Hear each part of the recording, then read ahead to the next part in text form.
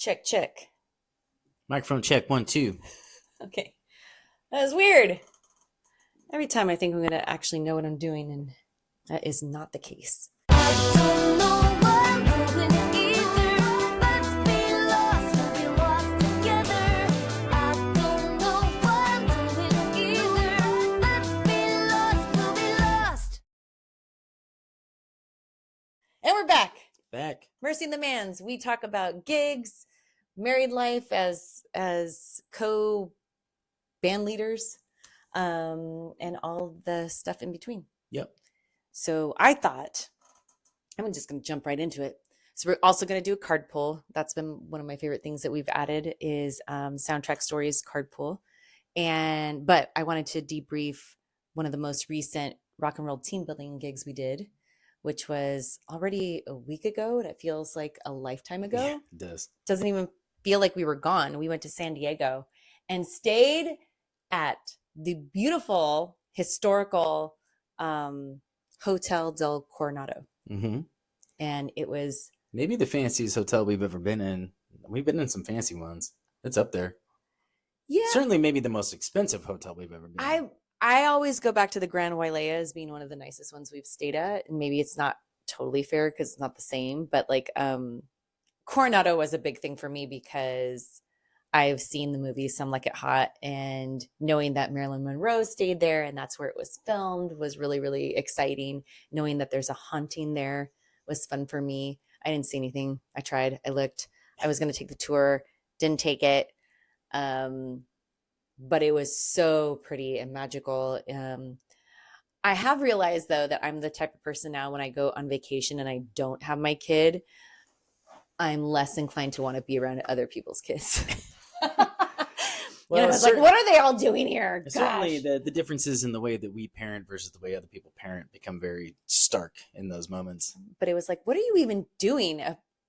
You're letting your kid order off the menu. It's a $35 burger that they're not even going to eat half of it. Well, that's the funny thing you realize when you're in hotels that are that expensive, that like the cost doesn't stop at the room rate. Like they soak you, and we had like per diem and everything, so we were not like it was necessarily all coming out of our pocket, but like, you go to get coffee and you get like a couple breakfast sandwiches, a couple coffees, maybe one pastry, and it's like $55. $60. I mean, it was holy moly. You go to dinner, it's like every entree is over $40. It's just like, yeah. Was good though. Was good. But we had a really good time. But those are the things though too. You go down. We are not sponsored by them, by the way, but you can drink it in the. You can just guess what type of beer this is. Yeah.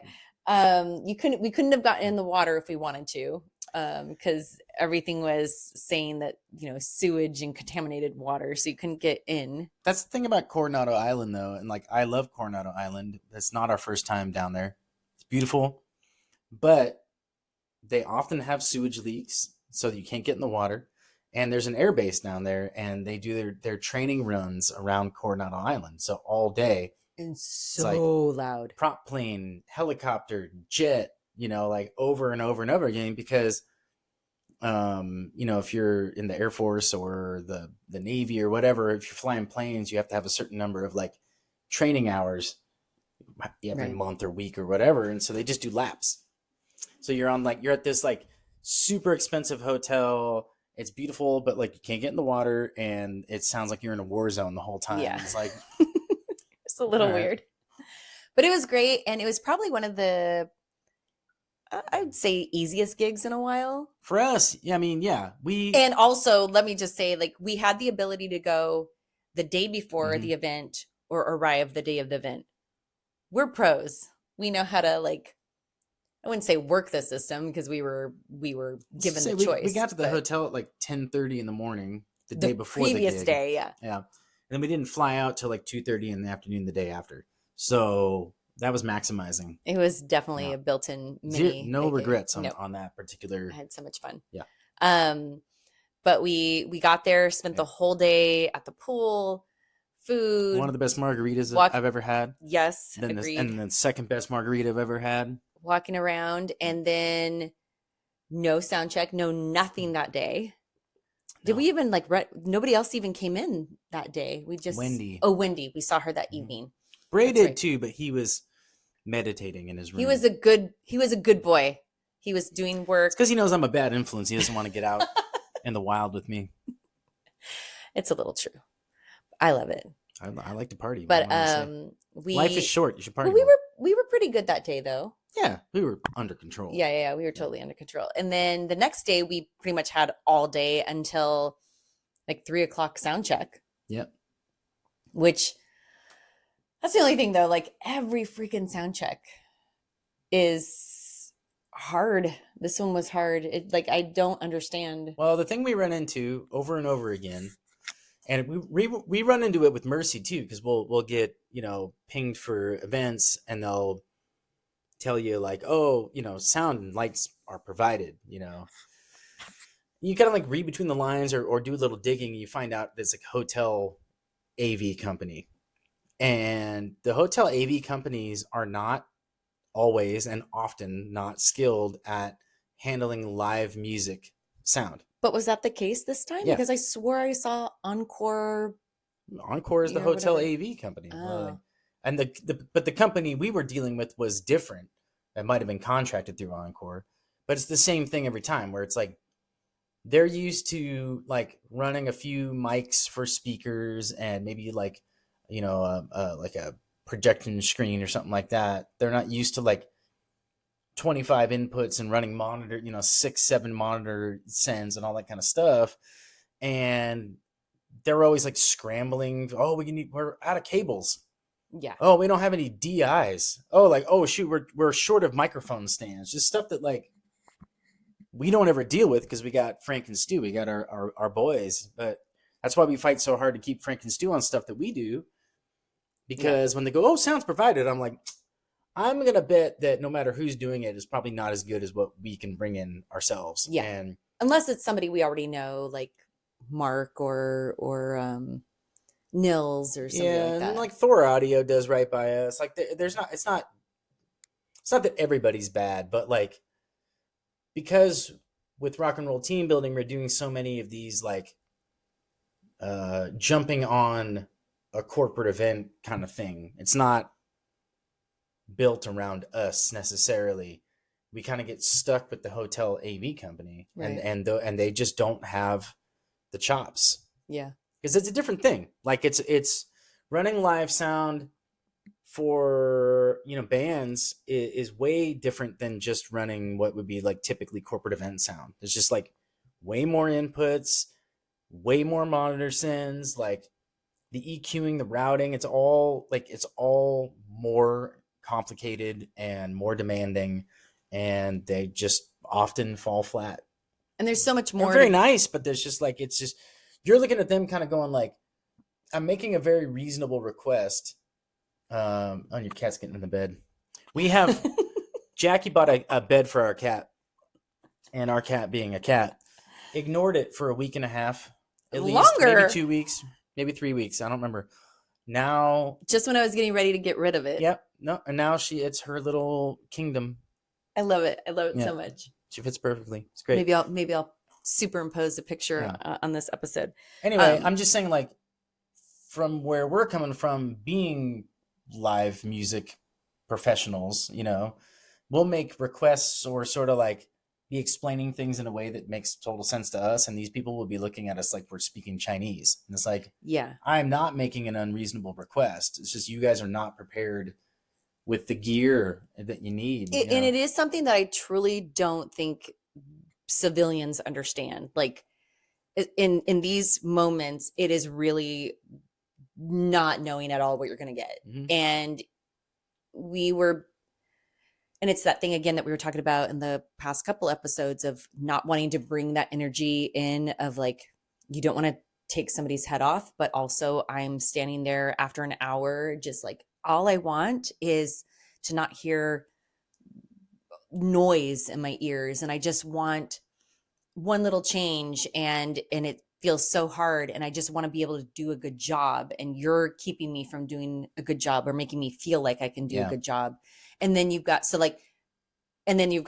however many of us are in the band at that given time, all going through that, and we're all trying to be generous with them and with each other and ourselves. And it's just, if you knew like the amount of um what am I trying to say? The amount that Frank and Stu take off of us Yeah. week to week, gig to gig is just like so priceless. And then to go in these moments where you're like, this is kind of the norm. And like, I just don't think artists and musicians get enough cred for like dealing with subpar sound. And like, we're the ones that get the short end of the stick, because then after a certain time, it's just kind of like, well, you got to go. It's go time. Well, You can't delay the show. And so like, it was really stressful again. Well, you're constantly put in a position like, I hate to have to compromise, but then you, like you said, you're looking at the time, and there does like come a point where you have to start making like compromises or sacrifices just to have things up and running to be able to do the show. But that usually means that you've compromised on like your experience as the artist, which, you know, I'm not like prissy in that way, but at the same time, it's really annoying when I'm kind of like, well, I'm prepared to fully do my job. So, Yeah. Well, and we were like none of talking, most of this should not be a surprise to you guys, you know. by the time we got to the show, also like, so, there's tweaking that goes on and everything. I asked for a couple things in my intermix. We weren't able to totally mix our own ears. Oh, we were, but they didn't do the gain structure right. Well, So things were changing. But like, even before that, like I had a who's on first conversation about the wireless router that we needed to be set up so that we could run our own ears off the apps that we have, you know. right. And they kept trying to get me on the hotel Wi-Fi. And I was like, I don't want to be on the hotel Wi-Fi. I want you to set up the wireless router that you have so that I can log on to it, so that I can get on the app, so that I can mix my own ears. Right. And it was like 25 minutes of back and forth of like, oh, wait, oh, I think oh, yeah, oh, well, the Wi-Fi password's this. I'm like, no, Well, what about I the know time? it's not that. Well, and then my mic goes dead and it says dead battery. So Yeah. I hand it to the guy that was our sound guy, and he holds it for about 5 minutes and gives it back to me without having done anything. And I was like, did you change the battery? He's like, no. I'm like, why do you think I handed you the microphone? Like, Yeah. it's dead. It says on it. You didn't even look at it. You just took it because I handed it to you and then just walked around with it. And I was like, it was just stuff like that. And then by the time we got to the gig, we they had changed things, and so the levels were all off, and you ask for one little tweak and it's just drastic. Like, sound people don't understand when you say, can you take someone's, it was Bray was like way up here. Yeah, it's not Bray's fault. No, it was not Bray's fault. And it was going, it was peaking. It was it was distorting. Well, yeah, I mean, you talk about gain structure, and I Which I realize don't really understand a lot of that. lame. Well, I mean, I barely understand it, but it's one of the most basic concepts of running live sound, and it really is just flat out having whatever channel you're on. If you're on the kick drum channel, the guitar channel, keyboards, vocals especially, you have people play at their normal volume, and you like adjust the what they call gain, because there's gain and there's volume, right? Gain is how hard that channel is hitting the console or hitting the input, right? So sometimes it's coming in way too faint or way too soft, so you got to gain it up a little bit so that it's coming in louder. Then once the gain's set, then people can adjust the volume up and down from there. Right. And adjusting the volume up and down doesn't change the gain, right?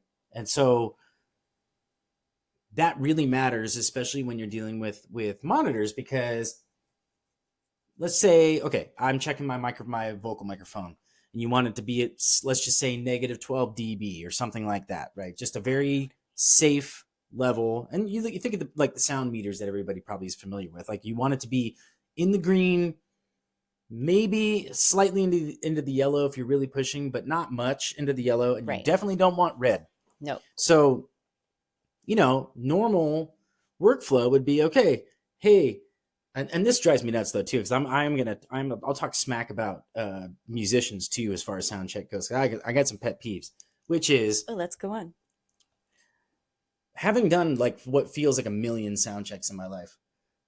If you're a musician, and especially a singer, but if you're a musician and you're sound checking and they ask you to play your instrument or sing or whatever, and you go flinky flinky flinky flinky, you go like Check. some 1 2 testing, check mic check. 1 2, and then you get into like singing, and all of a sudden you're blowing the channel out because you're singing much louder than you were checking at. Like Right. that drives me. And I have gotten on people's asses on stage during Yes, sound you checks have. and been like, that's not how you're gonna like.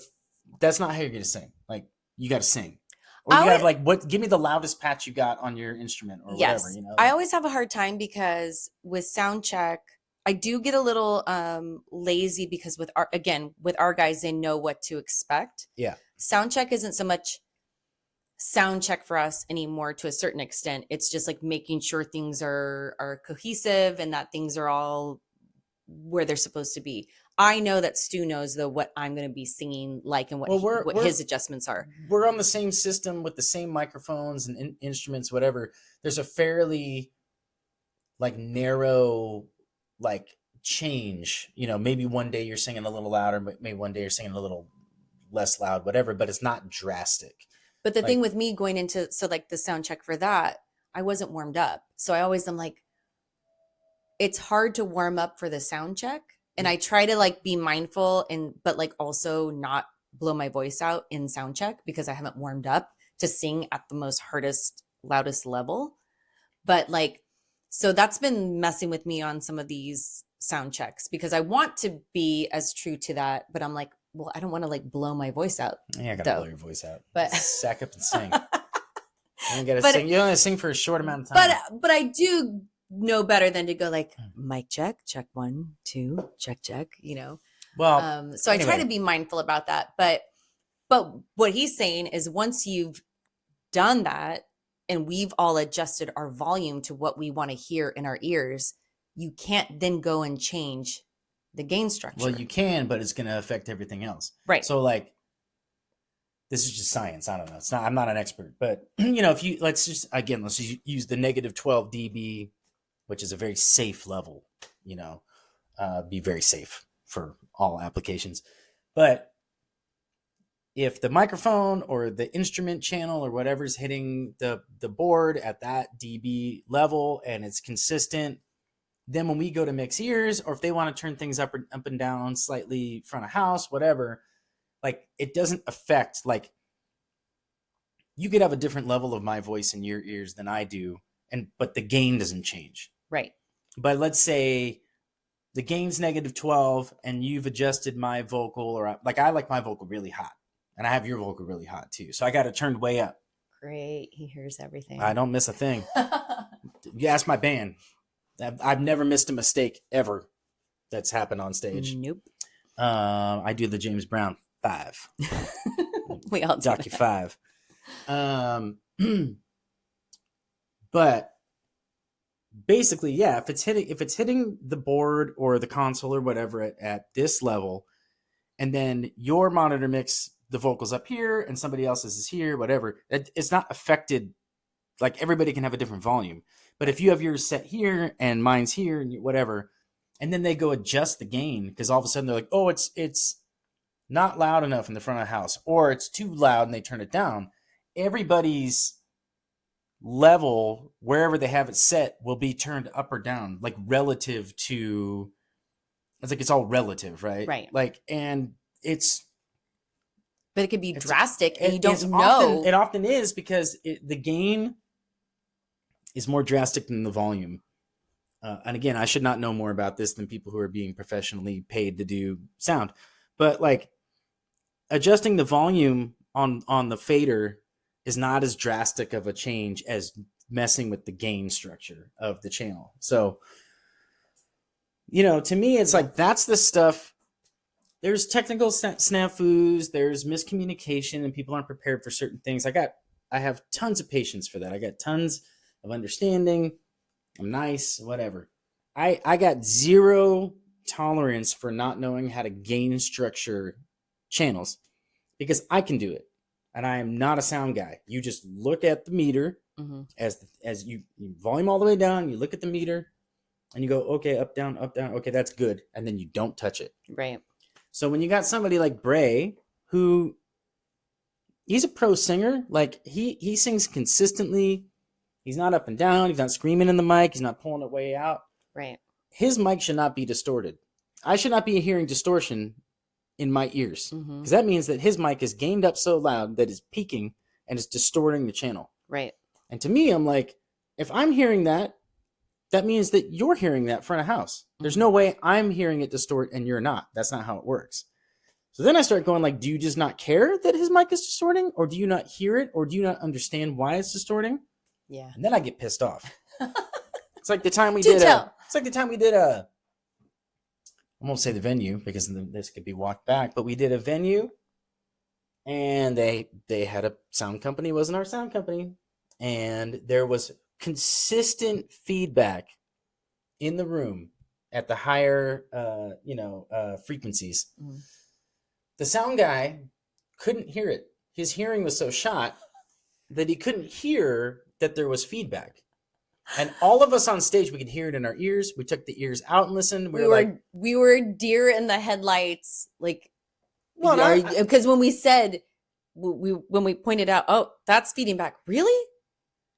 Is it? I don't hear it. And we were like, oh my God. yeah. It And so was then I'm sitting so there, and I'm sitting there trying to figure out, like, I'm trying to be nice here, but like, if you don't hear that, that's a problem. yeah.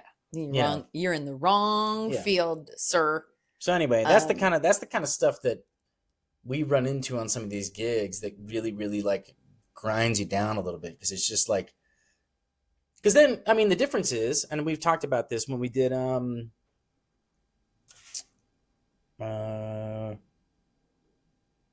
what was the House of Blues one we did? The one in Houston? Yeah, was that Houston? Mhm.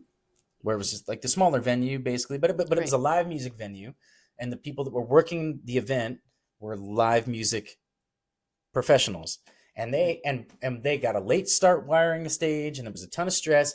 But our monitor mixes were up; they had everything gain structured, and our monitor mixes were up in like 10 minutes. And if you asked for an adjustment, Yeah. it was a slight Well, adjustment. that's the other thing is how drastic. Again, if you're an experienced live sound professional, you understand what constitutes an aggressive mix move or like a too safe mix move, and what would be like, hey, I need more guitar. Can I get some more guitar?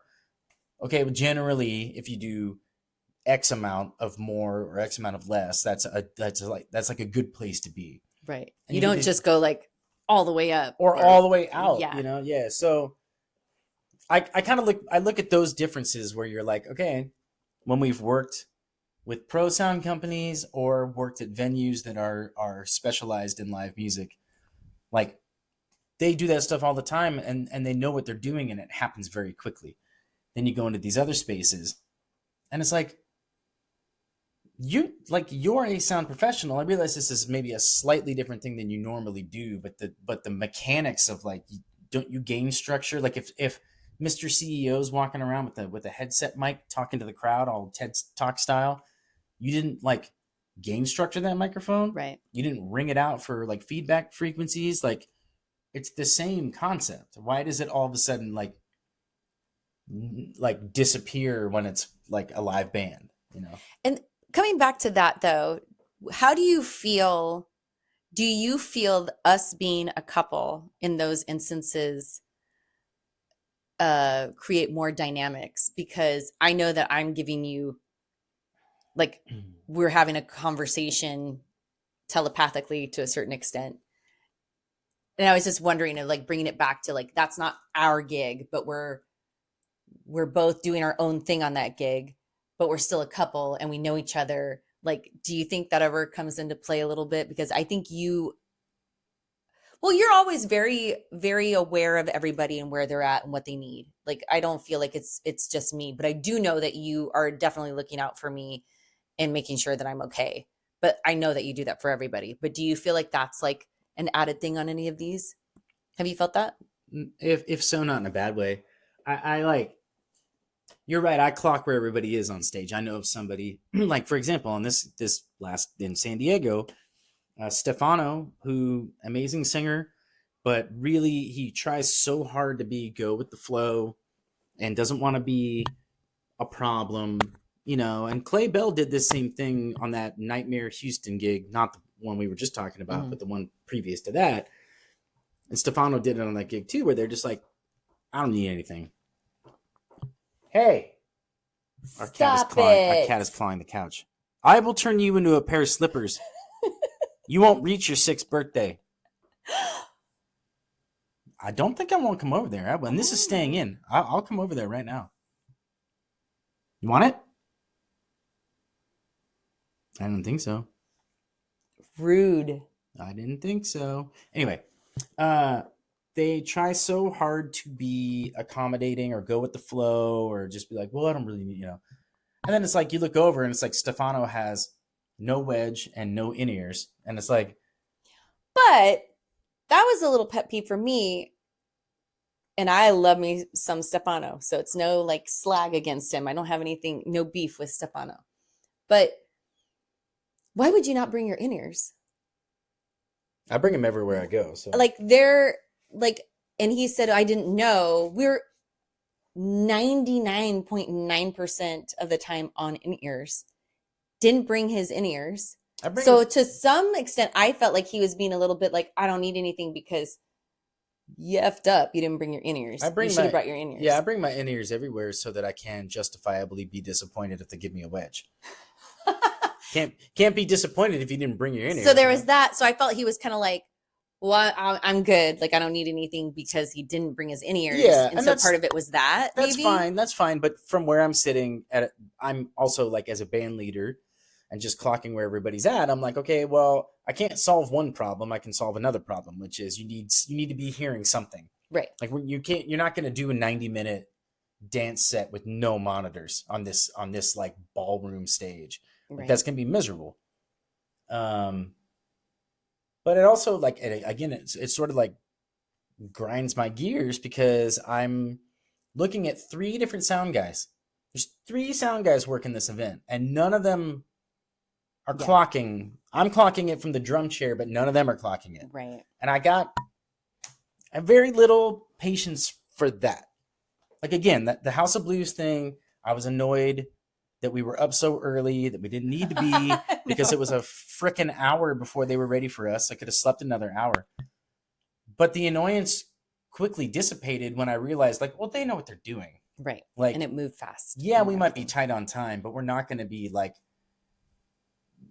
held up by the stupid BS workflow stuff. Or suffering. We didn't suffer on that gig. No, but the gigs we're talking about now, it's like,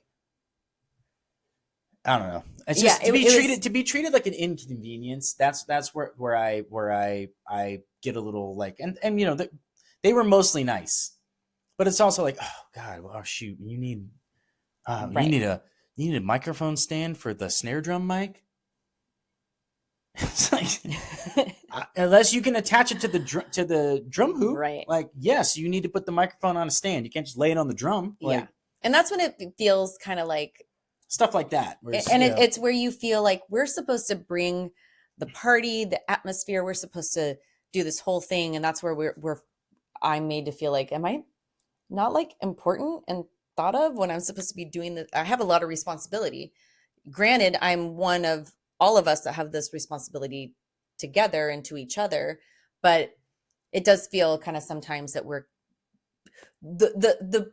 the part that's supposed to be the big focal part and everything ends up feeling like the thing that isn't thought of. Yeah, it's like the afterthought. Like, all right, I guess now we gotta set this band up and sound check this band. It kind of feels a little ugly sometimes. And they were super cool. Like the party was fun. Although I do have to give a little also. I do have to slag Wendy a little bit for not. And luckily we figured it out at soundcheck. She learned the wrong rock steady. Look, this is a problem across multiple bands, multiple musicians. I, as a band leader, musical director, among spread out over many bands, many projects, I put together reference sheets, and those reference sheets have links. And our own band, like Mercy, like Danny has been a huge offender on this front. Mm-hmm. Like, Sorry, no, I'm not sorry. Like, I had to ask him, like, why do you keep learning the wrong versions? And finally, he's like, well, I don't have Spotify. Okay. Oh, So you don't have Spotify, so you just went and looked up another whatever version of the song, and then now you're surprised that it's not the same version everybody Right. else learned. You could have told me that. you're right. I have since fixed it so that we're using YouTube links so that it's not a problem. But I am very meticulous about, like, you know, maybe not for every song, because there's some stuff that's just like, it's the song. It's the album versions, the album key, whatever, no arrangement differences. But generally speaking, especially on a gig like the Rock and Roll Team Building gig, where I'm like, okay, it's a 90-minute set. We got 3 different singers from 3 different backgrounds and bands and whatever. We're kind of throwing this all together so everybody's kind of in their comfort zone. And the theme was 80s. Yeah. So how much, like, the fun we felt we could have of not doing the typical 80s. And you really took everybody's, like, what they wanted to do, what they liked, what they were good at. And that was really fun because you don't want to get stuck in the 80s loop of all of the same 80s. I got worried I got too clever on that, but it went over. It went Everybody over had a great really time. well. And I had a great time because I wasn't playing Summer of '69 again. That one's. I'm I just don't picking hate that I'm one. picking a song out of a hat. I'm just saying. But yeah, so I put together reference sheets. There's links for every song, and it has happened to me so often amongst many different musicians, many different bands, where it becomes clear that they didn't click on the links that I sent. Right. And then they're like, "Oh gosh, I didn't know." And I'm like, "If only there was a link you could click on." You know, when people send that stuff to me, even if I'm like, oh, I know this song, I'll click the link just to make sure that it's the same song and arrangement. And if it opens up and it's, you know, Right. it's Jesse's Girl album version, I don't need to listen to that. Right. But if it's a live version of them doing Jesse's Girl, I might need to listen to it. It's a pet peeve I have with the cheese balls. Friends of ours, but they link to live recordings of every single song. Mm-hmm. And on one hand, I am thankful that they have live recordings of them playing all these songs.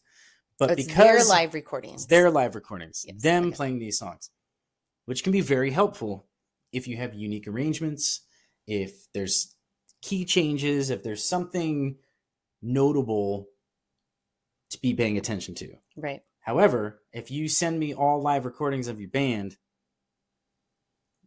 I feel like I have to go through and listen to all of them to make sure that there's nothing different. Right. Instead of just being like Jesse, you know, again, like just using Jesse's Girl as an example, it's Jesse's Girl, Right. you know, like, or hey, a note, right? This is album arrangement, whatever, like pointing out where and when to be like, Hey, listen to the second Yeah, verse yeah. and breakdown of blah, blah, you know. Yeah, and exactly. give you. So Wendy, it's an 80s gig. And it was a Stefano song, Rock Steady. Now, to be fair, Wendy is here via Australia, by way of Indonesia. by way of Indonesia. So I get that not everybody knows that there are different rock steadies. But again, with you sending out, and mind you, I am here seeing all the work that you do. And I get defensive on your behalf before we even get there because I'm just like, I dare somebody to say anything during sound check or anything leading up when I know that you have worked 20 times harder than anybody has already on this gig because you have been, 2 days straight, you were at the computer from dawn till nighttime, getting the references put together, making sure, everybody was cool with everything and writing notes and everything. So I see the work that you've already been doing. But she assumed, and again, this was Stefano singing Rock Steady. Oh, that's an odd choice to be doing Aretha Franklin. But if that's the thing that comes to your mind, wouldn't you think like, that's an odd choice. We're doing an 80s set. Why would he be doing isn't Rock Steady like 60s, 70s? I mean, it's Aretha. It's probably late 60s, early 70s. Yeah. Yeah. And instead of going and checking, she just assumed it was that one and didn't realize until sound check that it was a completely different Rocksteady. Well, there was Rocksteady also by the people. Whispers. There's also people caught off guard about key changes, and I was like, "There's 3 different emails where I point out the key change." And you So, make a point like, hey, yeah, you know, yeah. you don't just put the keys on. You even like notice the key. You know, we're doing this a step down. We're doing this a step up, or you know, whatever. But I mean, Um, these things happen though. I mean, our new drummer, and we'll get to this. Our new drummer in Mercy, still getting used to the workflow. You know, we just played a gig last Saturday. Super fun gig. Birthday party for a gentleman who's hired us to play both of his kids' weddings. So Yes. kind of a family affair. Super fun. But he was looking at the set list for the wedding that we're playing tomorrow. right. And then he showed up at the gig and was like looking at these songs, and he's like, "Wow, did the set list change drastically?" And it was like, "Oh no, I'm looking at the complete wrong." So, and to his credit, like he went and learned them all, Right. you know. But it's And like, he nailed everything Yeah, at the gig. yeah. Like that was the thing. When He I was like, told I'm him, I gonna was go like, chart. But Yeah. and I think and funny enough, you wouldn't have usually sent that set list so early, but because we do have 2 subs on this is on tomorrow's gig. yeah, Since we have 2 subs, you wanted to get it out plenty early. Yeah. And I think that was the thing that tripped him up, because I think it technically that set list came before the set list that we it totally did. yeah. But that's why I have a standardized subject line for the you know, I've thought all this stuff through. I got standardized subject lines. It's written the same way every time. The date changes, but you should be able to search. You could Right. search that subject line and the date or whatever, and you'd be able. It would come up in your email box. All that to say is, like, in the end, the gig was great. That was super fun. It was super Super fun. fun. I love singing with Bray. I love performing with Bray, and I felt like it was definitely at times the Bray and Jaque show. Stefano was like in it, but sometimes he'll kind of like pull himself a little out of it. Mm. But Well, it was super fun. He's an original music. I mean, Bray does original music. You do original music. Stefano is like, that's really his focus. But he's also a crooner. Like, a lot of what he does on the cover side is like Sinatra and Dean Martin and, like, you know, Motown, like crooner stuff. And his stuff you know? is more like R&B pop Yeah, stuff. and I mean, he's great at it, right? But the thing that we do, having event bands, you know, dance band, playing, you know, events where the dance floor is really the focus of what's going on.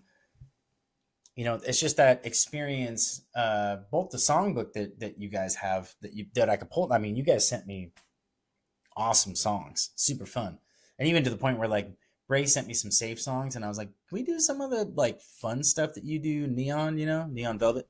Check it out. But it, you know, that's where the difference lies, which is like, you guys have a huge songbook to pull from, and you have sung those songs a lot, and you're comfortable, like, performing them to an audience, Right.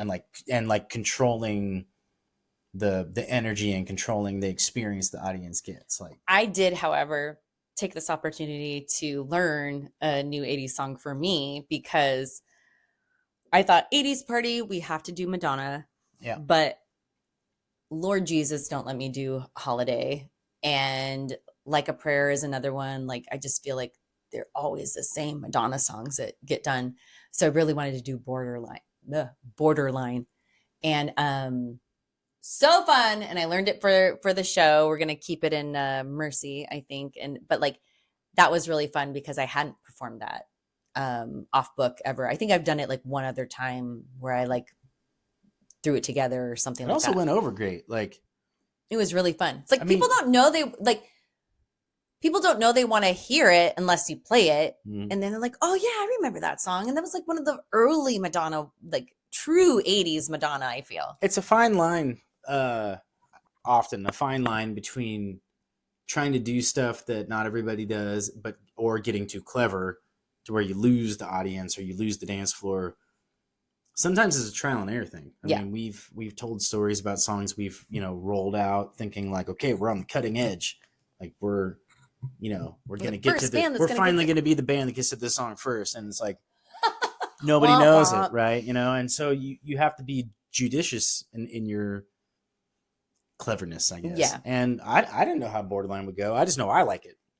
And at a certain point, That's all that counts. I won't tank a gig for it, but like there's certain points where I'm like, I want to do the stuff I want to do. Yeah. And if it tanks, everybody can look at me and say, "Told you so," whatever. But it Yeah. didn't. It was super So, fun. yeah. Everybody was a great hang. We all hung out afterwards, which was really fun. I We mean, went to the after party. these people are like family to us at this point. Like, I mean, we've known some of these people way before Rock and Roll Team Building, but then the people that we've met through Rock and Roll Team Building, we've had some really like formative experiences and like very memorable times together. Yeah. And a lot of time to bond and to It's a joy. yeah. It's Yeah. truly a joy to work There's with nobody everybody. in the organization from management to talent that I am not excited to see and not excited to spend time with. Yeah. And there's certain events where some people aren't there for whatever reason, whether they need a smaller group or they're not available or whatever. And it's like, I'm always happy with who's there, but I'm always missing who's not. Yeah. So, Because there's going to be a gig coming up that you're going to be going to Chicago, and I'm Well, not going this time. you say that, except for the last gig that I was supposed to be on without you. You ended up on it anyway. So who knows? There's a lot of time between now and then. We'll see. We'll see. On that note, let's pick a card. Oh, did we want to talk about Will? Real I quick? do, but I want to do the card first. Where do you want to talk about Will first? Well, let's just talk about Will first because I alluded to it. Yeah. Um, It's been sad times. I can't say that I'm not going to cry. I always think I'm good, and then I cry. well, yeah. So the gist of it, and I think we've talked about this before, but Will, Jenkins, who has played drums for us since the beginning, huge part of our sound and our look and The just true heartbeat of the heartbeats. and just the vibe. I mean, he's our partner in crime as far as just like going out and getting into trouble on gigs, and he's like his personality, like is a big part of what we do. But he's chasing his dream in LA, and we were going into the third year of him being in LA, and he's starting to finally get some traction where he was getting a lot of calls down there, and it was starting to sort of butt up against what we need to be able to do up here with managing our calendar and schedule, and kind of made the hard decision to make a change, because you can't make a change in the middle of the wedding season. No. It's like you got to make a change before April or after October, like because people get Yeah. booked up and it's just not a clean process. And man, we agonized over it. Agonized over it. We got in one of the biggest knockdown, drag out fights ever, I feel, because there was just so much stress and everything around it. And it was just kind of like starting to like eke out and bleed out into everything. And it was affecting how we were showing up at gigs. I mean, we're never, you and I don't argue or fight very much. So, but we're definitely not the type that bring it to gigs, and we don't bring that stuff. We're always pros. No one would ever know if we're not getting along, but that's never even really come into play. But I feel like this was definitely making things tense between us. I was heartbroken from the start. I mean, talk about 3 years ago when Will brought it to us that he was wanting to move. I would never, ever push back and tell somebody that they shouldn't. I mean, I did, but You did. I have been, and this is my own thing and everything, but I was always kind of bullied out of going and moving. And so I know that I got to a point where it got that like I didn't want to fully commit to LA. I used to go back and forth every week for like a year. I was back and forth between LA and here, and I never could totally make the change and commitment to being down there. And I had so many people up here in my ear about like, you don't need to go. You shouldn't go. Like, you're doing fine here. Like, I really could use you here and I need you here. And I let that make my decision to a point where then afterwards it was like, well, it's kind of too late now. And I don't care what people say. I was too old to then make the move there. Yeah. And it's like, if you're not going to do it by a certain age, I'm sorry. Like, I'm not one of those people that's like, you can happen at any age. Well, any change, because I thought about going to Nashville. I got very, very close to moving to Nashville. I remember. And I think I would have probably got traction there faster than a lot of people just because I knew people there. Yep. But any change, it's a 3 to 5 year process.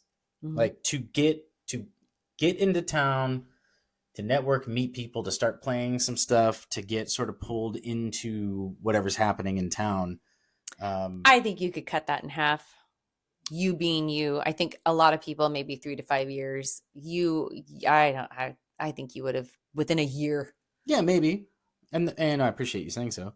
But I'm just saying, like, I don't think you should ever feel that you're too old to chase your dream, but it is that thing of like, okay, well, if you're 45, I'm going to move to LA, or I'm going to move to New York, I'm going to move to Nashville, I'm going to move to like whatever big city to pursue this thing. You should expect to spend 3 to 5 years just getting sort of like whatever you had Settled. going on in town where you left. Like, maybe you do it faster, right? But you should build that expectation in. So, if you're 45 and you're like, I could be pushing 50 before I'm like, Right. So it just changes expectation. Because it also,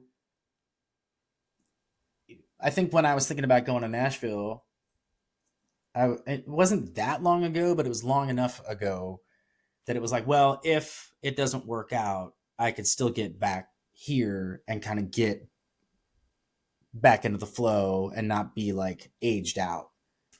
Right. Not that I don't even know what aged out looks like. I mean, there's people in town here that are in their 70s that are gigging. Like, if you're good, people like you can make a living. But, like that feeling of like, well, I'd be in my early to mid 40s when I came back versus I'd be in my mid 50s to early 60s. Like, these things, they roll forward exponentially, Yeah. Like, Will's 10 years younger than me, I think, at least. So, doing it in your early 30s, like, if you're going to do it, that's the time to do it, right? Yeah. Because if it doesn't work out, you can pivot. Well, and like I said, I didn't want to try to talk him out of it, but oh my God, just heartbroken on so many levels because one, I just trust him so much. I trust him. I mean, he's always kept things on the rails and just always knows where everything is. And I just never had to worry with him. And he was one of the constants that we had because he was pretty much, I mean, the amount of time it took to put the band together and everything, but he was definitely our main guy and like didn't sub out that much to then like, okay, then he moved to LA and then the first year was still there just as much as ever going back and forth, but then like little by little subbing out more. So it was making it more inconsistent. We were having to get last minute subs. And it wasn't always, it just isn't easy. It always changes the dynamic with one person's out, no matter how good the subs are, no matter how much we like the players, it just is a change. And, there's going to be something that's missing or that is not as seamless. Well, it's also, yeah, and we start feeling like, for me anyway, I feel like I have to work 200% to keep from anybody noticing that anything might be a little bit off or, whatever. And I just feel like I can't like relax for a second. And I just realized that was really starting to happen when he wasn't there. Well, it's a hard thing to face too, because, like you're saying, like these changes, you make a personnel change. It's the performance sounds different. The look of the band is different. The hang, which we spend a ton of time together, spend way more time not playing together than we do playing. And we always say the hang is like, it's 90%. 99%. Like, as far as I'm concerned, like if you're in the room with us, then I know you can play. Like I'll be playing drums in the band before I have some rando who I don't know can hack it. Right. Like drums, you can't hide a bad drummer. Cannot. And You especially can't- you being a drummer, we can't just have any drummer. That's the thing too. Well, And so yeah. I felt this is one of the times too, like, oh, this is going to be a couples therapy session, y'all. That I also not only felt like I was doing the, like, I have to be at 200% to, nothing to see here. Like everything's fine. Everything's great. We're, nothing's changed. But I also felt I had to do that for you because I felt like you were just had this cloud over you anytime there was a sub. And there was this like we love Will and we've had a great talk and we're in a good place and everything. And we still have an active, we have the Mercy OG thread. Yeah. That he of course had to point out. Thank you, Will. But I do know that there was like this resentment that was building up of just like the stress and the weight of having to try to find a replacement. And we were even still trying to like, can we just make this work? Yeah. Well, it's also like on his end, he might not have wanted to face it for a while either. But when your calendar starts filling up the way it was with what he's getting down in LA, which is, to be fair, at the moment, he's doing some really cool non-cover band stuff, but he's also doing a lot of cover band stuff that's very similar to what we're doing. With the enemy. Yeah, with competitors, which eventually does become a problem. As much as you want to say it's not a problem, it's a problem. And hate it. But it's at the same time, it's like, well, but I understand why you're taking these gigs and I want you to take them. I want you to be successful. I don't want you to fail. I want you to be successful. I want you to be happy. And if that's where you want to be, then I want that to work out for you. Right. But there's a certain point at which your calendar starts filling up and you're subbing a bunch of gigs out where it's like you start to face down this like, oh, I got these conflicting priorities. And so I think we're not the priority. Well, no, because being in LA is the priority. Yeah. So, and Will would always do right by us. He wasn't leaving us in the lurch or anything. But I think also from his end, it becomes like, well, shoot, how do I navigate this? So in a way, it's a tough conversation, but you do kind of free that person up to be like, hey man, you're in LA, like do LA things. Like, also part of it though was I can already feel like I'm trying not to cry. No, I mean, and we love Will, but that's the thing is like coming out of late last year and kind of being like, I'm not stoked on the overall situation. I don't know if I could do this for another year. We just had like a casual lunch with, it was like, well, who would I want? If I could have anybody replace Will, because Will is very difficult to replace. He's irreplaceable. He plays the way I want a drummer to play. He runs the band the way I want a drummer to run it, the way that I would be running it if I was on drums, which is really what I'm getting at. And so that's a hard thing because there's lots of great players in town. Yeah. But not all of them have attention to detail on parts and arrangements. Yeah. Not Not all of them have the right sounds, not all of them can play to click and to tracks, backing tracks, because there's a difference, and I have learned this the hard way when I started playing the backing tracks and click, live, which was like, there's like playing the songs and being around the click and the backing track. And really quick, just to give people out there that don't know what the click is, because I know the tempo, it's like, but the drummers will have a click in their ear the entire time. And it's just doop, doop, what I hear, doop, doop, doop, doop, in their ears while they're playing. And they're playing with a track with that. Thank God I don't have to hear it. I only have to hear it for the count-ins, or we have a click track for certain counts during the songs. But God bless you drummers that do that. But it takes a skill. So that's like what they're doing. It's a whole other thing that they're hearing. Well, it's not, and it's not like there's playing the song and kind of being like around the click or around the track, not like train wrecking it, but not nailing it. And that's very noticeable. Mm-hmm. because we all have tracks in our ears, and you can feel it up from the drum chair, whether they're like speeding up or slowing down or like trying to get back on or whatever. And then there's the way the Will plays it, which is just like A machine. like never ever off, never ever fighting what's going on. And that's an incredibly valuable skill for the way that we do things. Yeah. And yeah, so when I started like weighing these things out, I'm like, well, all right, so considering all the things I love about Will, who would be my number one choice to replace him? And I didn't think there was any way that this person would want to do it because they're busy and they don't have to join a band, you know. And but it's somebody that you're actually related to by marriage. Yeah. So there's connections there, and it's somebody that I've known for a while too. We went out and had kind of a fact-finding casual lunch with him that I didn't expect to sort of be like an actionable thing. I thought we were Didn't just sort of expect like, me to go like, okay, so what we're really here for? yeah. Can we just ask the hard question? Well, I thought we would like talk about it, kick it around, we'd all think about it, we'd have more discussions. And he was basically just like after a couple days, he's like, okay, I'm in, like send me dates, whatever. And it was like, oh shit, this is real now. Yeah, because we hadn't quite ended things with Will. Well, no, because it's a chicken and an egg thing. It's Yeah. like you don't want somebody to feel like you're going behind their back, which I don't think we did. No. But you're also like, you partly want to have an idea who's going to be taking over before you start having more difficult conversations. It's so hard. It's so like people don't understand this about like we are not frivolous. Like it took a year to put Mercy together.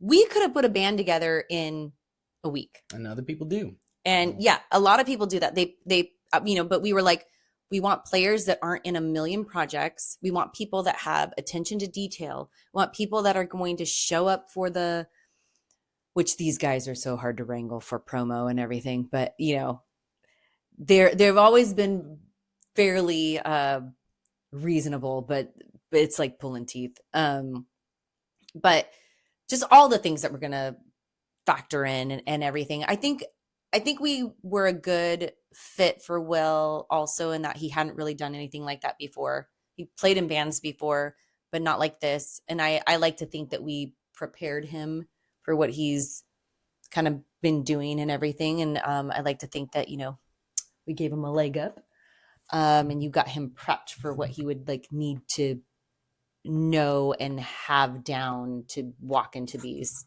gigs and stuff that he's doing now. So yes, we will take credit for that. Thank you very much. But again, I think a lot of it, like, I think the turning point was the kind of big fight that we had. And like this, it's one thing that it's uncomfortable to be dealing with this in band terms, but it's another thing that it's spilling out into our relationship as a couple. And it was making things tense because one, I was like, you need to have a conversation. You need to have a conversation. Do I need to start this conversation? And I know that you're avoidant. We all know that. It's not me accusing him of anything. He's an avoidant. I like to talk things into the ground and face them head on. I don't like to make assumptions about anybody unless you tell me no. I'm going to think it's a maybe or quite possibly a yes. So it was power of positive thinking. Yeah, we just gotta, and I'm not a positive thinking person. I'm a pessimist, but like there is one thing that like I have learned in the last 5 years of just like, I'm not going to assume. You need to tell me a flat out no before I think anything other, which you've been, I feel, learning a lot this past year, having to do with how you were like, okay, this would be my first pick, but he probably doesn't want to do it. And he's not going to want to do it and everything. Well, let's just meet with him and go talk and ask him. Yeah. Like you just got to straight out ask him. Let's not beat around the bush. Well, Mr. Manz. And his name is Javier Torres, in case you're wondering who he is. You are. And, selfishly, I mean, again, he's a friend of mine and somebody who I admire a lot. He's related to you via marriage. There's just these things. He's a South Bay guy. Like we don't have like. Also, Kyle's being very casual, you have like had a major drum crush on this guy for Well, years. well, because I mean, You like when you found out that knew who he was, it was related to him. well, his brother is also like he's got I don't know if they're twins, I but he's got a don't. brother that also plays, who's also a professional drummer. He's played in Awesome. like La Mafia with like Black Joe Lewis. Like he's had these gigs, and like back in the day, before it became all the rage of everybody doing it on Instagram and TikTok, like they did drum cover videos and just put them up on YouTube or whatever, and they got a ton of traction because nobody was doing it. Yeah. And we learned these hard songs, like note for note. And Kyle was such a fanboy, such Yeah. a fanboy. Well, again though, like people like Will and Javier, and there's other people in town too. I'm not gonna go down the whole list because I'll leave somebody out. But like, there's just people that they do things the way that I do them. I'm not saying that my way is the right way for every gig, but for the gigs that we do, like I want the things that I value, which is like your ability to play to click, to backing tracks, to Pacing. push the pace of the band, to have the right sounds and tones for what we're doing, to be volume conscious when you need to be volume conscious, all that stuff. Like, there's not that many guys that check all those boxes. So, losing Will, it was like, man, it's going to be a step back. And then when Javier said yes, it was like, well, now we have to have a difficult conversation. But also, it was one of those things where it's like, well, but if Javier is like interested in like working into this band and being the first call guy, like you have to take action on that, because if you wait another year, like he might be more like firmly entrenched with another group, or he might get a different offer or whatever, and like Right. you gotta like move on that stuff when it's there to be moved on. And it's also like it's not really a subtle thing, but it's that difference, like everybody in our band subs, like everybody subs. We have great subs on all the instruments except Kyle and I. No, we don't take gigs off. No. But there's a difference between subbing throughout the year and subbing with the intention to continually sub more until you're out of the band. Like those are two different, right. contexts. So yeah, it's been hard. It's been a hard thing. I still don't feel totally like right with it, but we've had some good gigs with Javier. There's also some other friends of ours that have become available since we talked to Javier. Yeah. And so like our sub list is also grown in quality. And that fluctuates because those people get opportunities or their lives change or whatever. But it's so funny though. At the moment, I feel real good about who we can call. Yeah. And what was funny is, when we did finally have the conversation with Will, which we always intended, and we tried to meet with him in person for months. And then finally Kyle was like, I have to send a text and we're just going to like get it out. And then we could talk about it. And what you said, it took you like, you were pacing around for like, I was using voice to text or voice text or whatever. Right. Like, and you were like, I couldn't touch I couldn't send. No. Couldn't hit send. Yeah. And you were like, it's a hard thing. Cause again, Will, I wanted to puke. Will didn't do anything wrong. He's not doing anything malicious. He's not doing anything, it's just a reality of the situation and something that we were sort of able to avoid for a number of years for differing reasons. I mean, a lot of it being personal circumstance on Will's side that sort of prevented him from diving more into this sort of uncertainty of a new market. Like he kind of had to stick with us, which we benefited from. And I'm not mad about that at all. Yeah. But like it sucks. It's like, you think it's not going to happen to you, but then you look around at all the bands in town that we respect and that we've either been in or worked with or are colleagues and peers of. And if they've been around long enough, they've gone through tons of personnel changes. Yeah. Like, and it's hard to keep the perspective because it feels so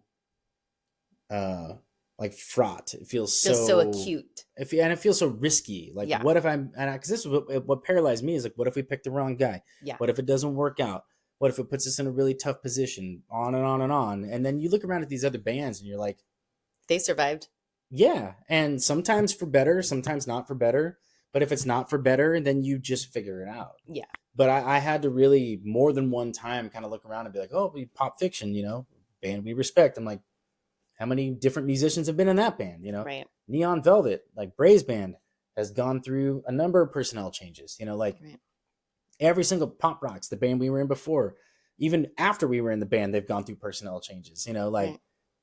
there's very few bands in town that have not gone through significant personnel changes, and you just have to like remember it's not an abnormal thing, and that Right.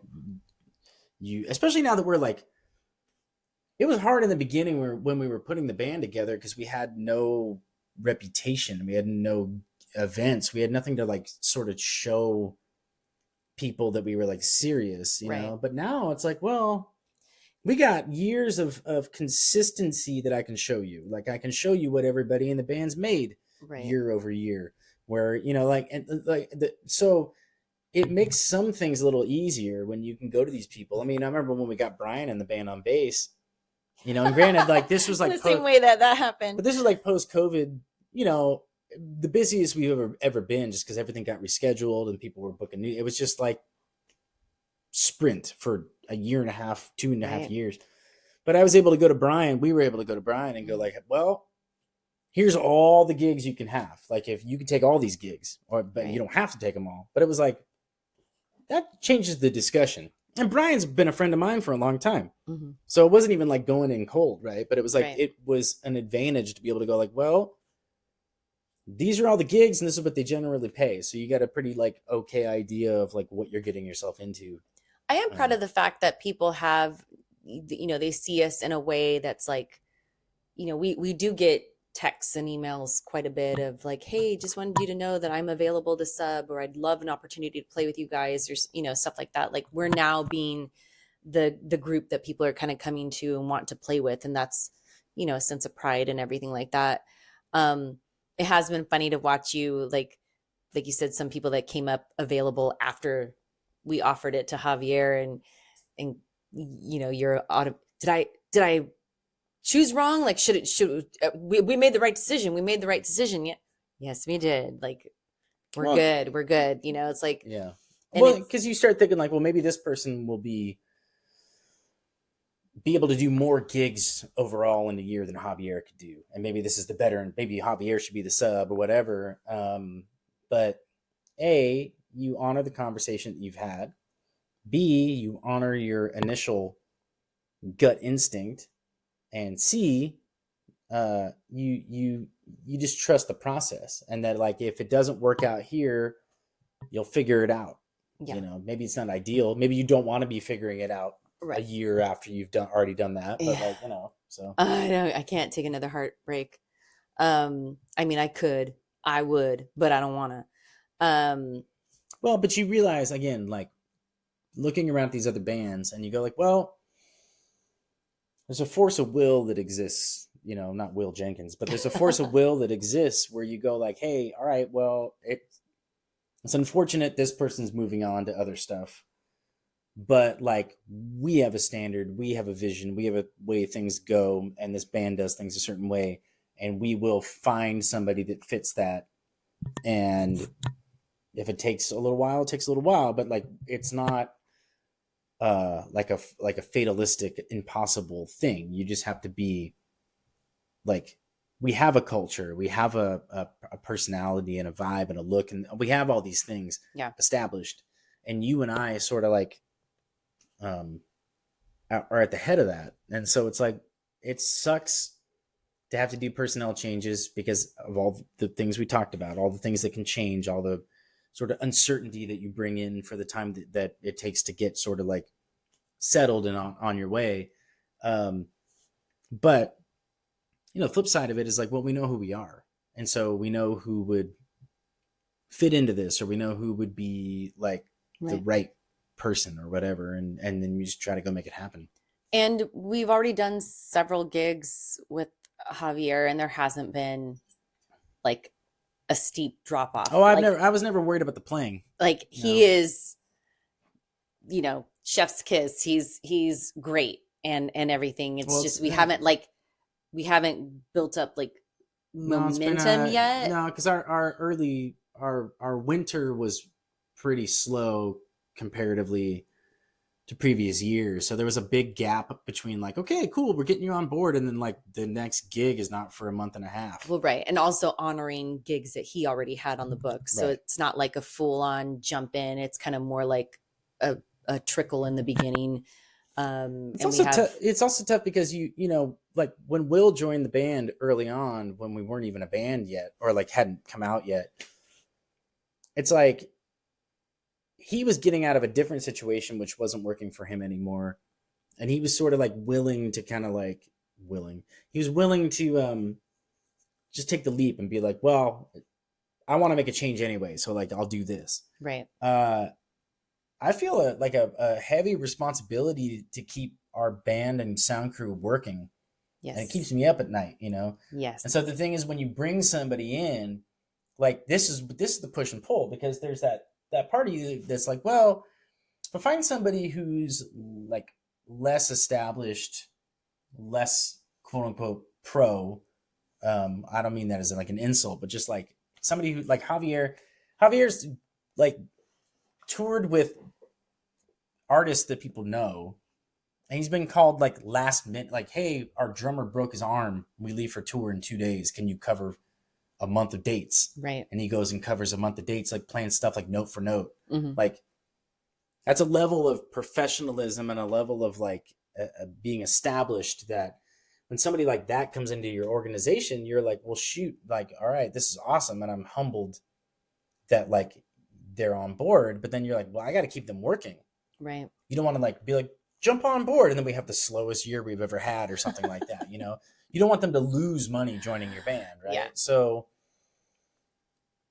that's a stress, you Yeah. know. But I've never been worried about the playing side of it, because like I said, like if I was to go 1-to-1, like I got Will, who's the 1-to-1 playing comparison, and Will knows, because when he found out that Javier was, you know, Right. he's like, well, yeah, like Yeah. you got to do that, right? Because There you he's go. the closest thing to the way that Will plays, Hmm. and I'm very attached to the way that Will plays, and it works for our band. It works for the way that we do things. And yes, early returns with Javier, it's like the hang's been good. It's different, but the Mhm. hang's been good. Everybody gets along, and like I was, you know, I just get worried about like things feeling a little awkward or whatever. We haven't given him the full treatment yet. Yeah, he'll get but like the hang's been cool. It's been very like natural, and then the playing on stage has just been like, you know, it's It's been great. yeah. There's been no drop off. I'll put it that way. No. So I still very much miss my Will, yeah, and I'll always miss Will, and he may find his way back. And he's playing with us throughout the year, and where it makes sense for him to sub for us, if I can give him multiple dates, you know, that makes sense for him to come up from LA or whatever, like that will still happen, Yeah. you know. But it's almost harder when there isn't a big,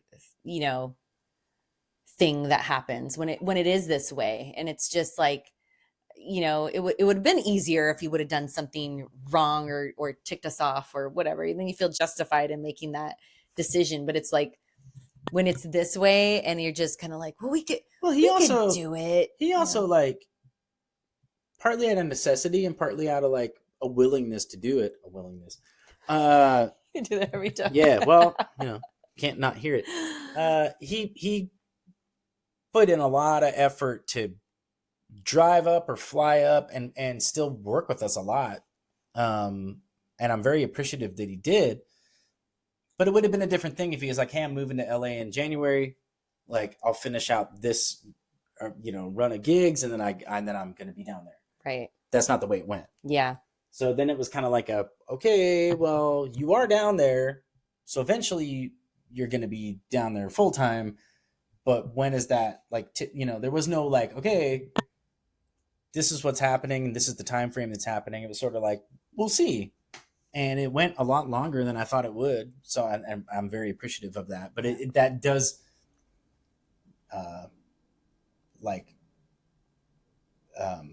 introduce like a different level of like uncertainty or a different level of like, because it would have been stressful in a different way if it was like, hey, I'm moving in January. I'll play with you guys until April or until Right. May, or I'll play with you guys for this year, and then, whatever. Yeah. But it was sort of like, we'll just see. And it was on our end too, because I was like, well, I'm down to just see what happens. Maybe you'll change your mind and come back, or it'll just work itself out, which in some ways it did, but in a lot of ways it didn't. Well, when we say that was a little bit of the avoidant in you, though. Well, because I didn't want things to change. Yeah. And like, I know other band leaders, and we've talked about other band leaders, and you've worked with a lot more of these kind of guys than I have, honestly, but that are emotional and vindictive and petty in a way that I think, those kinds of guys would take it personally that somebody's moving or somebody's like making themselves less available, and then they start a thing, and then that it ends in this certain way. Right. I'm like, that's not how I feel. Right. So for me, it was like, well, I'll take as much of Will as I can get until it doesn't make sense, because it's good for the band, it's good for my heart, it's good for all the things, right? But it's also, you're kind of looking at each other across the room, kind of going like, when is this tipping point coming? Oh, the woes of being band leaders, and then how, again, like, we always lead with transparency, and I try to always lead with open communication. I always want it to be open. I think those are the times that you and I battle, because I know with your avoidant nature that I try to give you your time to process things and kind of work it out in your time. But then there is that resentment, though, because then I'm going like, I can see how you were on gigs. I could see your stress. I can feel, to be fair, part of it was the drum chair, the people we had subbing for us, who still will sub for us, but like, they put a ton of work in. The hang's great, but there's other aspects that I was just like, this is, and there's weddings. It was wedding season. It was the end of wedding season. We had a lot of requests, just and a lot of weddings are a whole different beast. It's a lot of moving parts. It's stressful, and it's not fair to those musicians. But also there was stuff happening with our normal musicians who were dropping the ball on stuff that was adding to my rising stress level. Yeah. So not all of it was directed or the result of what was happening in the drum chair, but it was kind of like a whole feeling of like, we're not hitting the mark that I expect us to be hitting, and I'm getting like genuinely angry about it. Yeah. But then I have to go home with that energy. You know what you signed up for. So I'm glad that we talked it out. I had a long talk with Will. I think I talked with him on the way, Valentine's, all the way up to the gig that I did. I talked to him for like 2 hours on the phone. He's become one of my favorite people, and I miss him terribly, but and if he ever comes back, we'll figure it out. Maybe we'll have 2 drummers. Like Grateful Dead style. But anyway, okay. Well, that's what we've been dealing with for the last 3 years, and finally have a resolution, and have finally, been okay with everything. Well, no, like, I'll say it again. I know I already said it, but like, miss Will terribly, and we'll always be super close to him, and the door's always open, all those things. But also it's exciting to sort of have some resolution and some certainty. And also like that aspect of like, when you know that you didn't have to compromise on a move like that, like, yes. It's one of those things where I'm like, I feel pretty good that somebody like that looks at what we're doing and goes like, yeah, I'm into this. Yeah. And like approaches it that way and treats it with respect and with, it's a feeling. It's hard to describe other than it's just validating in a very like deep way. Well, it'll be fun to see at the next couple, like the public shows that we do with him, because he is the cousin of my brother-in-law. Yeah. And so it'll be a shout out to the Krauskes. Yeah. It'll be a different dynamic for sure when they come, and it's like, how bizarre is that he is the cousin of my sister's husband? I just I find feel it like knowing him and his hilarious. brother gave me more cred with your family than like anything else. Yeah, Like, kind of. like you know, I've been a pro for like 20 something years now, but I guess like finding out that I know Javier, you know, and his brother, I guess that was, you know, Yeah, like it actually kind of was. like they're, oh wow, you know that. All right, Oh, yeah. you must be a real musician No. then. That's funny. They're both so killer though. It's not really fair that they're both that good at drums. Yeah. Okay. Well, that's a fun story and something that happens with band leading. Pick a card. Once I dropped the whole deck. Okay, this is from Soundtrack Stories. This is Nicole's baby. Soundtrack Stories. Woo.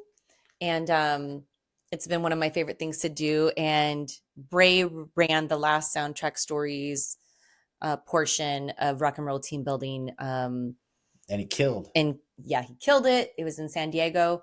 I hope that at some point I get to run one of the sessions. I would love to. I mean, this is so up my alley about feelings and connection. Well, and you're great, and you're a great host. This is what Bray brings to the table. Like he's quick, he's funny, he's engaging, he's, you know, all those things. And he's got which like, you also and have that. he's you know? really good. He's really good at being vulnerable. Actually, Bray has taught me a lot about being vulnerable, and I feel like I have given him bad advice in the past before I was on my healing journey and with communication and being authentic and everything like that. I appreciate Bray. I always feel that he's authentic to himself.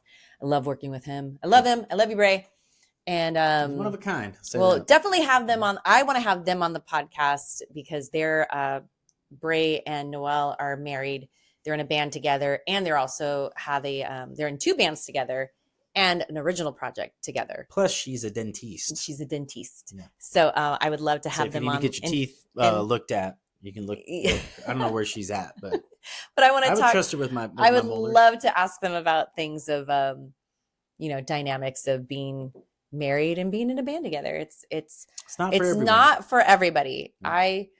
I get in my feet a little bit because we were just talking about these yesterday. I still am in so much love with this man and love being on stage with him. And I always say, like, we're together all the time. And then if he says anything kind of like, yeah, well, we don't always have to be together, then I get like so butthurt about it because I just want him to have as much fun with me all the time. I do. I have tons of fun with you. Okay. What's the question? Okay. Memory lane is the category. Okay. What song reminds you of a moment when everything changed, even if no one else noticed? Wow. I don't know. I have to think. Do you have an answer? I'll go with one. I want desperately to Want to read it? have a song that like is specific to us. But I'm gonna go with Pearl Jam's "Alive," the song "Alive" by the band Pearl Jam, and for me, my mind goes to that song with this prompt because I, by all accounts, was obsessed with music. There you go. Now we're in like Subway takes. Hashtag Subway takes. Great podcast. Great, awesome concept. Content. I love it so much. Yeah.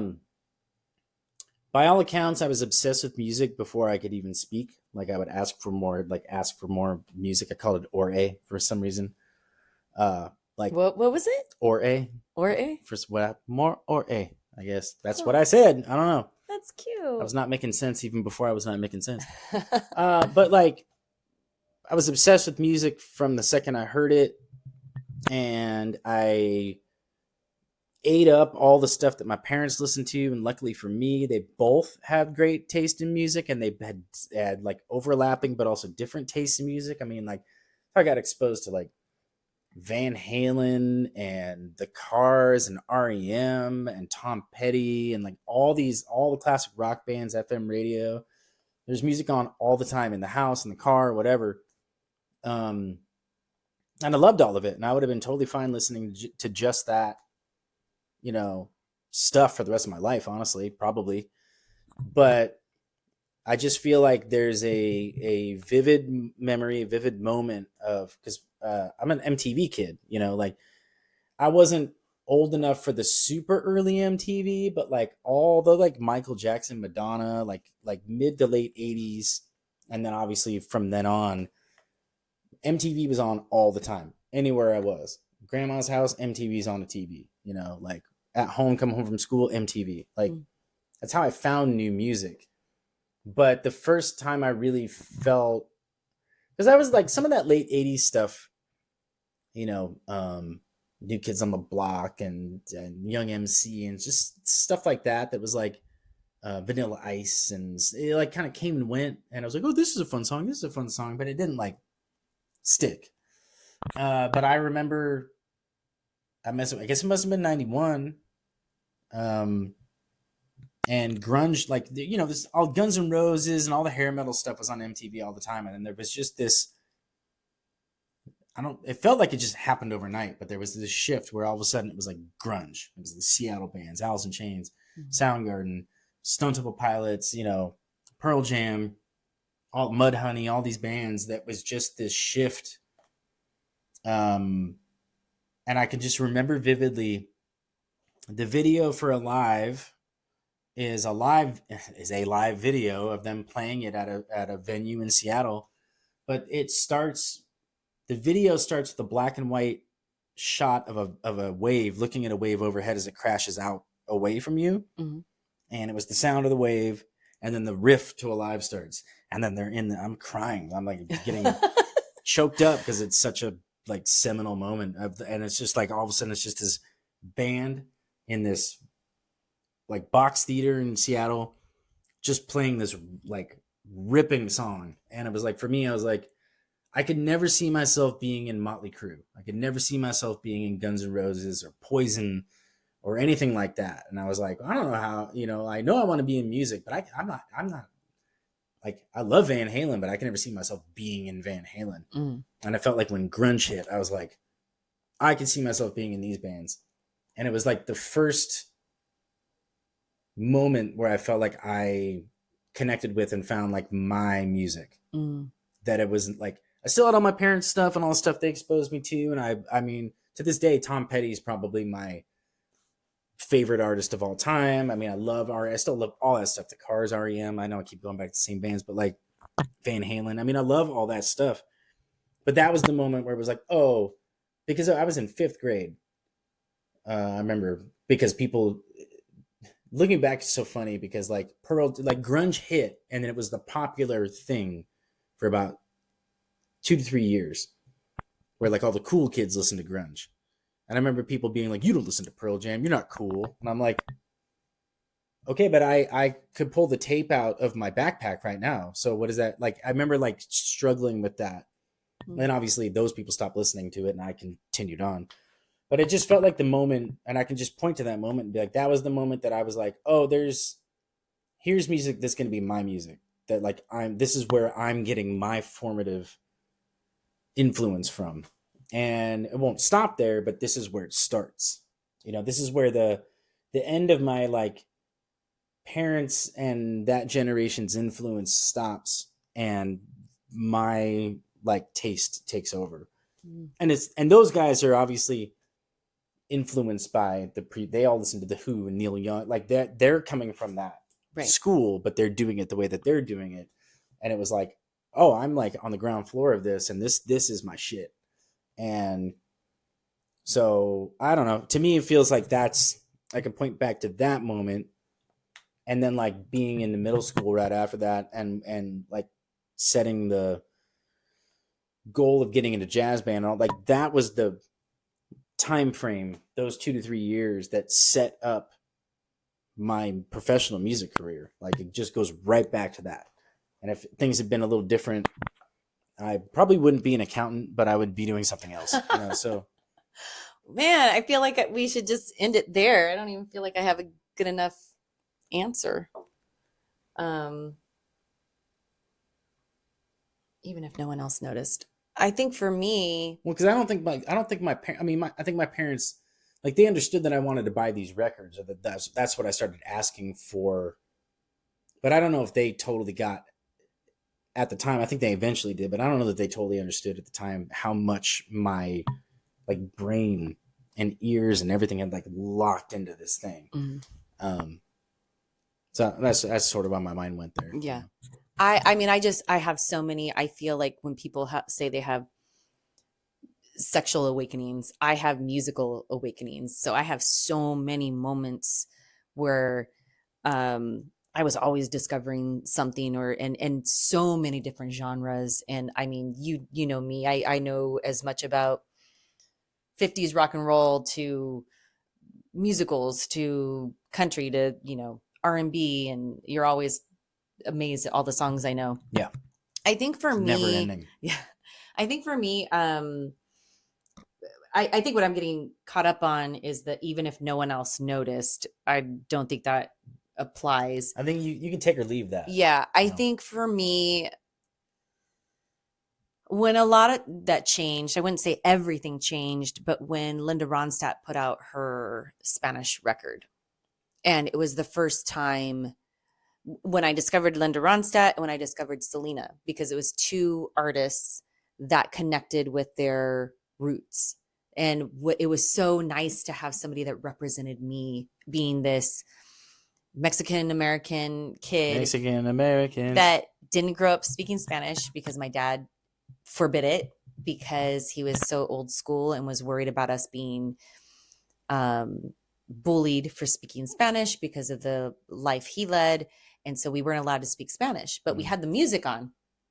But it was always feeling like, and also a thing about me is like, I didn't grow up speaking Spanish, but I ended up studying it, and I understand it really well for the most part, but I don't speak it very well. I feel like I should know it even better now that Roxy's learning it. But the thing was that Linda Ronstadt represented that person that I was, and that like, I want to be familiar with my background and my ethnic roots. And I loved the music, but here is this woman who doesn't speak Spanish that was singing it just as well as, and it's like just this thing that's in you. And I just really realized like, I could do that.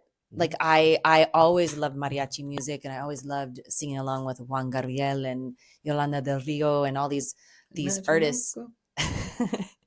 No tengo dinero. So that was a big thing for me when everything changed. It was like, oh, she's stepping into her Mexican power, and this is how she's connecting. And so I think that gave me permission to do that. And I did do it for a while. I mean, for a good 10, 15 years, I was pretty much only doing Latin music and everything like that. And I felt, because I used to feel ashamed that I didn't speak Spanish fluently and everything like that. But it didn't matter. When I was on stage and I was performing, it didn't matter. Like, the audience didn't know half the time.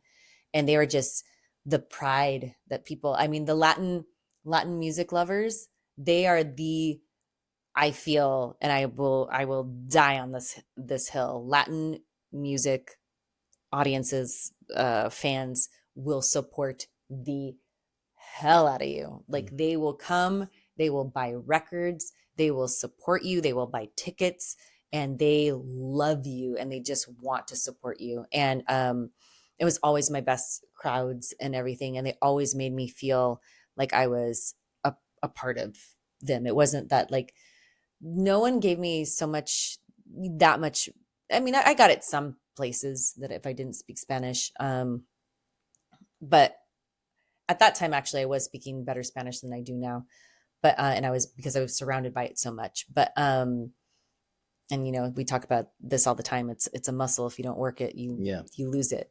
Mm-hmm. And I was fairly fluent by the end of that run of doing that music. So yeah, I think I would have to say the whole album, Canciones de mi Padre, and then again, as I got a little older, discovering Selena, and same thing of being like born here in the States and having an American life, but loving the music and being a part of it. So I think that's my answer. Powerful thing to get permission, not tacit permission, but like, no, I guess it is tacit permission. Not like Selena didn't call you up on the phone and go like, it's okay for you to do this, but you Right. see somebody do it and you're like, oh, like Well, and it's you something got to do it at a certain standard and you got to treat it with the respect that it deserves.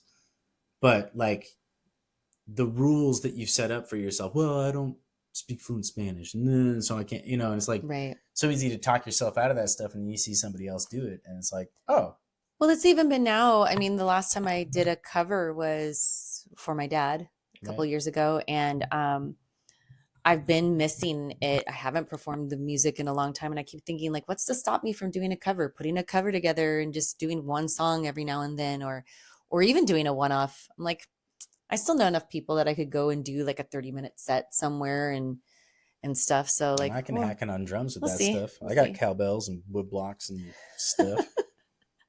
All right. Well, I think that's it for this episode. Yeah. Talked about a lot. And we'll see you next time. Yeah. Love you. Toodles. Love you too. Yeah. You said that you found me, but you know that it was I found you.